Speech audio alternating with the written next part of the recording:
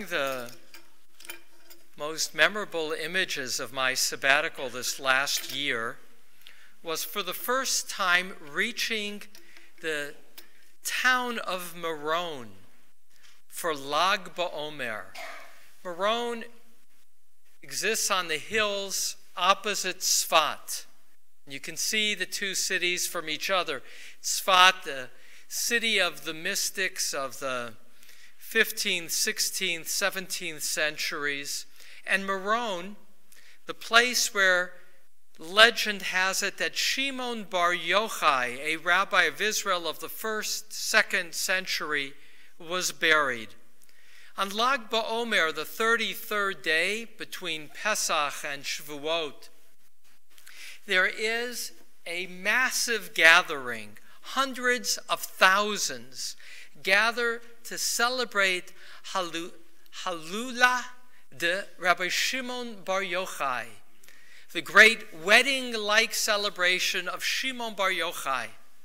And there, I could only reach Meron with a organized bus, because literally hundreds of thousands gather, and so the only entrance that most people have is by a chartered bus, in my case from Jerusalem, that travels in the evening, and the celebration begins, marked by fire and dancing. Hundreds of thousands of dancers, all because at the very end of the Zohar, chapter 9 of the Guf Shel HaZohar in this translation and commentary by Danny Matt, there is the description of the death of Shimon Bar Yochai, in which he says, on the day of my death, and his final day is described, it's a day in which I will reunite with God, with Shekhinah, and it's to be Halulah, like a marriage celebration, rather than a day of mourning. Modern scholars say that the book identified with Shimon Bar Yochai was in fact composed in Spain in the 13th century by a mystic, Moshe de Leon. Frankly, there was a bit of a dissonance for me, a tension, feeling this great celebration, this dancing that cut across religious sect lines. The huddles of circle dancing in Meron were ultra-Orthodox, Bratzlavers, modern Orthodox, non-religious, all linked, I should say men all linked, with women being able to watch, not even to sway, let alone to sing. Separate conversation. But the piece to focus in on was this unbridled joy in honor of Moshe de Leon's Halulah, his wedding, his emergence of soul. I began to study the book identified with Moshe de Leon that was celebrated, the Zohar, some 4 years ago. It was here at CBI that I marked the end of my 7.5 years of Talmud study, reading a daf of folio each day. And I was left to wonder, what is it I would want as another big project? And Danny Matt, who I will say more about, was our guest speaker. And I said to Danny, a scholar who lives in Berkeley, spent many years as well in Jerusalem, I said, if you put together a calendar like I had for the Talmud, I would love to study the Zohar next. And he said, in anticipation of coming to CBI, he said, my wife has her birthday the Monday after the day I'm with you, Sunday. I'll put together a study group on Facebook, a Facebook page of Amud Zohar, a half a folio, a page of Zohar a day. And what he didn't know then, as he began it, is two things. One, that over 2,500 people would join this reading group. And two, that it would, there are no coincidences, coincidentally end this last week between Simchat Torah and the beginning of Breshit, so that the reading of the Zohar, using his translation and commentary, would end in honor of Simchat Torah and the beginning of Breshit. So we're going to study in celebration of that completion, and it's traditional to have a little opportunity when you complete a large corpus of learning to have a siyum, a celebration with others. So you give me an opportunity, as 4 years ago completing Talmud, now to complete what's called the Guf Shel Zohar, the body of the Zohar. The Zohar is a commentary to the 5 books of Moses, to the Torah. But it's written not as a straightforward commentary, although it's organized according to the books. It's a collection of tales, travel tales of Rabbi Shimon Bar Yochai and his son, Rabbi Elazar, the father and the son, who spent those 13 years buried in a cave during Roman times and then would emerge. So it's organized as a commentary to the Torah, but often as travel stories, where they and others, some of their chavruta, are traveling. They'll come upon an elderly man who looks disheveled and begins to teach sublime truths, or a little boy who begins to teach wondrous insights into Torah. Now, these insights into Torah are based on sfirot. They're based on an allegorical reading. You need to know the code. And so I handed out to you 2 pages. The first, just to go through it, is the 10 sfirot. And here you will see there are 10 aspects, if you will, of God. And the entire Torah, which Midrash, the early writings of the rabbis, will say, the entire Torah itself is God's name. One long name. What the 10 sfirot seek to do is to uncover these 10 aspects of God in the stories of the Torah, often reading, using teachings of Midrash, the Talmud, alluding to them, but taking them a step further through this code. Before I unpack the code, I want to read to you from this book. This book came out 35 years ago. Danny Matz, in his late 60s, mid to late 60s, he wrote this as a young scholar for Paulist Press, which was a Christian press that sought to do a series on the great religious writings of the world. And so as a young scholar in his 30s, he was asked to write a commentary of selections from the Zohar. This is 2% of the Zohar.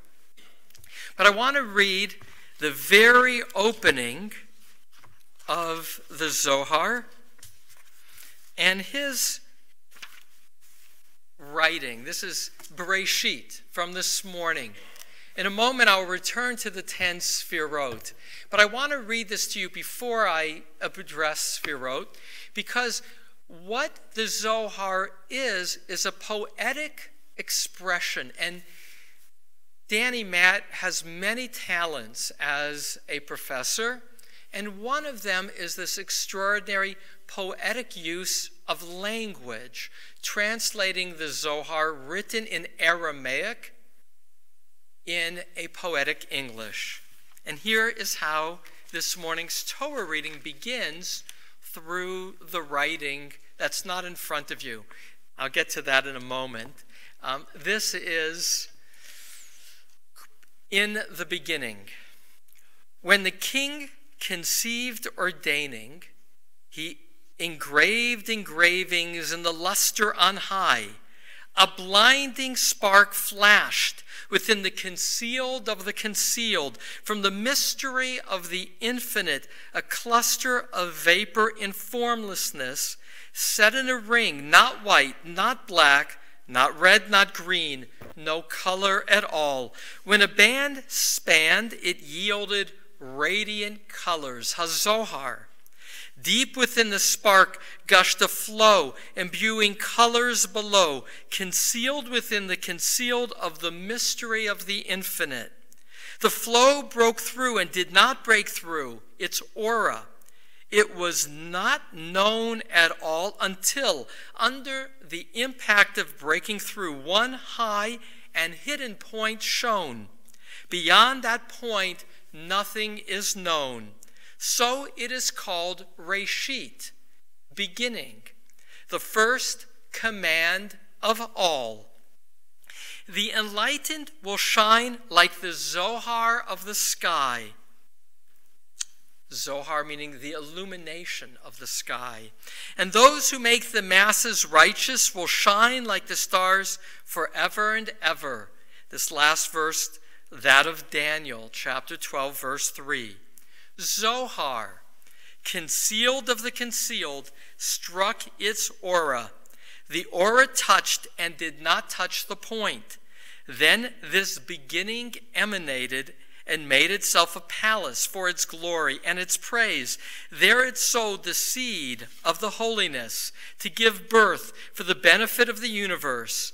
The secret is, quoting Isaiah 6:13, her stock is a holy seed. Zohar, sowing a seed for its glory, like the seed of fine purple silk. The silkworm wraps itself within and makes itself a palace. This palace is its praise and benefit to all. Bereshit, with Reshit, a beginning. The concealed one who is not known created the palace. This palace is called Elohim. The secret is, with beginning, blank, created Elohim. And now, to make sense of that with you, the chart. There is this sphirot, this counting, this sapphire, this description of how God is present in the world. On the highest level, Keter, crown. Behind Keter is Ein Sof, infinity. God is ultimately infinite. God is ultimately beyond description. God is ultimately the light that fills all, that is only known through paradox. Hidden and not hidden, known and not known, concealed and not concealed. For God, Keter is other. You cannot say anything at all about that source of creation. That source that is ongoing and unified other. That's God in the absolute. God is the crown of creation, and behind it, Ein Sof. But God begins to create and has a need to create to express God's essence, God's love, and does so with the creation of a point, one point, that too, nothing can really be said about. That point, Chachma, is wisdom. Its beginning. Chachma is not yet able to be put into words. It's creation before God speaks. It's, if you will, the seed of creation, the seed of a thought. And what is word? That's the third, binah. Binah becomes the ability to make distinction, bain. The ability to speak is the ability to make distinctions. Here translated as both understanding, palace, and womb. And so what, taking these three words, Bereshit, bara, Elohim, with Reshit, with Chachma, with a point of creation, a point of light, that laser point. Bereshit, blank. What's blank? Blank is keter. Bereshit, utilizing Chachma, Ein Sof. What's behind Chachma? Bara, what was created? Elohim. Bereshit, blank, bara, Elohim. With Chachma, Keter, created, Binah. That's a hyperliteral reading of the first three words. What gets created? God. This is a description of how creation began. But what is getting created? God's getting created. How? God is all infinite light. Becomes a beam of light, of which nothing can really be said. With that beam of light, God creates Binah, a womb, out of which will emerge the seven lower sphirot, which are how God is manifest in the world. And how is God first manifest in the world? With chesed. That's your fourth. Kindness, love, compassion. A whole separate analysis about how, and throughout the Zohar, how God ultimately is the source and is present as love, as chesed. But I'm not teaching all of Zohar. I'm just introducing us for purposes of siyum to a lens of reading Torah that is distinctly Jewish and distinctly powerful. All rabbis of the 19th century, more or less in the 18th century, dealt with the Zohar as sacred text. So even in Lithuania, the Vilna Gaon, the great rationalist, was a master of the Zohar, which within 200 years would, from the year 1300, when it was more or less completed as a series of pamphlets in the south of Spain, to the time at which it would get published, would widely be, in the 16th century, would widely become viewed by Jews as a sacred text, as the mystical, prime mystical text of Judaism. So to celebrate, a couple words. I won't go too over. This was written 35 years ago. A woman in Chicago, Margot Pritzker, of the Pritzker hotel family, Crown Hotels, was studying with her rabbi. She said to him, I would like to study the Zohar. He said to her, very wealthy woman, her sister-in-law would become the Commerce Secretary under President Obama. Her rabbi, Rabbi Pupko, would say, there isn't a really good translation of the Zohar. You should consider, as a patron, commissioning such a translation. She said, well, who would do it? Only 2%. Maybe we could get him to do it. Pupko calls up Danny Matt. He says, I would like you to translate the Zohar. He said, I don't think so. That would take me a long, long time. That's so hard to do. The most well-known scholar of the Zohar in Israel, Yehuda Leibus, said it's impossible to translate, write a commentary.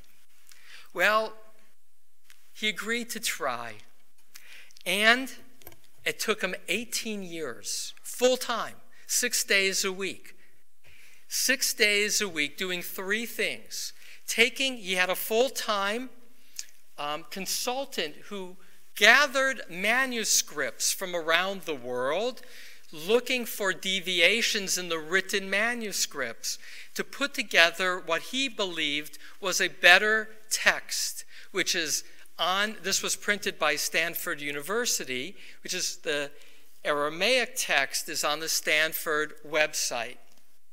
Second task he had was translating a poetic Aramaic with many obscure words and not very good grammar into a flowing English poetic translation.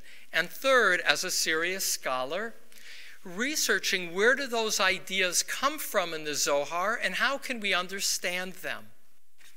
I actually carried this around with me because I wanted to be able to make comments and for myself to have an engagement with the text. It was the one book I carried while traveling this last year, 871 pages of text plus a few 30 or 40 pages at the end on this, the final 9th volume.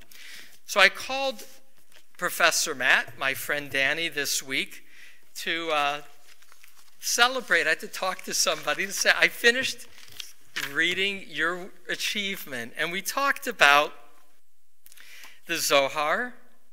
And he shared with me one of his favorite teachings, which is what is your second sheet. And it is also from this morning's Parsha. He said he loves this because it shows the radical nature of the Zohar. In my introduction this morning, I shared that in Genesis chapter 3, the end of the Garden of Eden story,